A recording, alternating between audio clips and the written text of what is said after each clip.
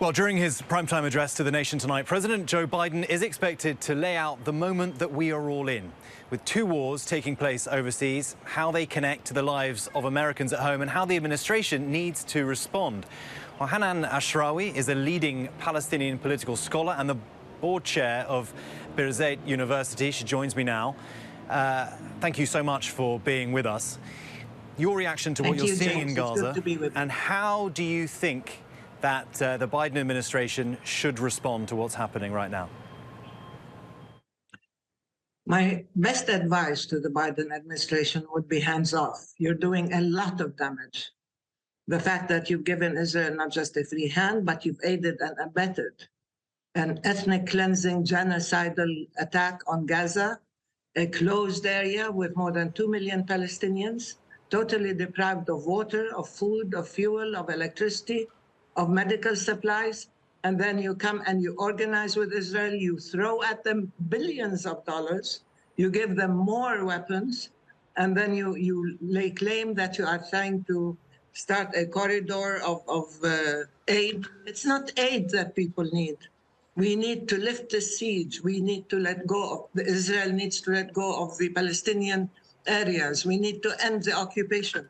We need to understand that Palestinians need freedom and dignity and full rights to their own land. But to try to escalate and to try to claim that this whole region can be reorganized according to the priorities of the US or the West, this isn't going to happen. Israel has been occupying the Palestinians, has been killing, destroying homes, stealing land, building settlements, and nobody lifted a finger. And now they think that they surely see that you can surely see there's obviously the context of this 70 years of occupation. That is obviously incredibly important here. But what happened on Saturday was horrific. I mean, I saw it. I've spoken to victims of that attack. And of course, there's context here. This goes back further than just last Saturday. But what do you think, in your view, Israel should do? Because as I stand talking to you here now, rockets are still being fired out of Gaza. Yes, 3,500 Palestinians have been killed inside Gaza since these bombardments began. Nobody disagrees with that assessment.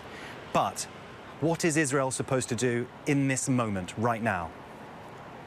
I think they need to have a real soul-searching moment, really.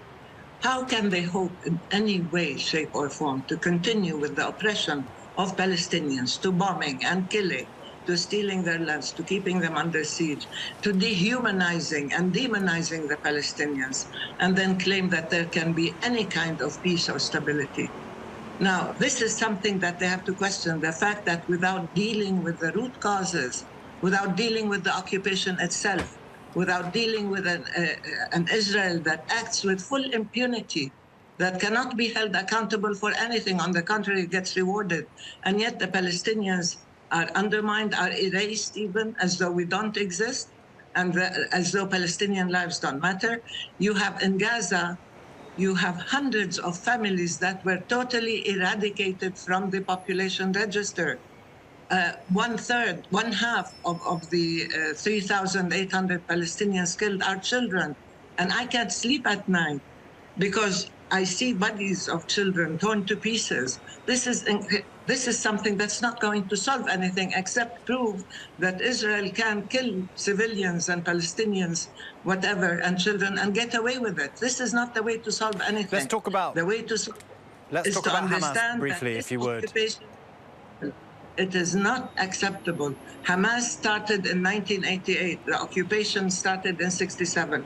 The ethnic cleansing of Palestine started in 1947-48 with a series of massacres. But I want to ask you, that people conveniently forget. I want to ask you, what do you think? What do you think is possible now in Gaza? Do you think it's possible to remove Hamas? What does that look like? It's more than just a political party or a terror organization. It's a movement. No. But so how do you get rid of it? Should you get rid of it? How can you get rid of a movement, frankly speaking? I mean, it has two wings. It has the military wing and it has the political wing. It has social institutions. It has organizations. It has educational. I mean, it's not just a group of fighters who are sitting out there in isolation. They are the children of people in Gaza. They have their own setup, everything. And you cannot say I can get rid of Hamas, because it means you're going to get rid what? Of their families, of everything. So far, they've been trying to, destroy whole neighborhoods, whole areas, kill anybody.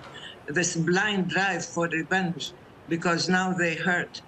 If that is the reason, then Palestinians have every reason to destroy and kill and burn and so on. No, I think the real issue now is not just in Gaza, it's all of Palestine. It's the West Bank and East Jerusalem. It's the fact that Israel has been allowed to keep Palestinians in a state of captivity, of uncertainty, of deprivation, of violence.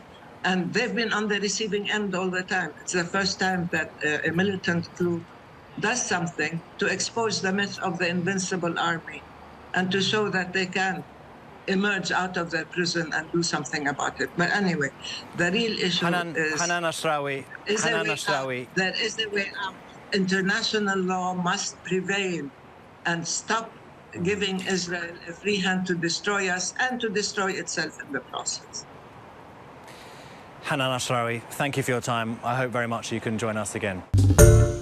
Hi, everyone. George Stephanopoulos here. Thanks for checking out the ABC News YouTube channel. If you'd like to get more videos, show highlights, and watch live event coverage, click on the right over here to subscribe to our channel. And don't forget to download the ABC News app for breaking news alerts. Thanks for watching.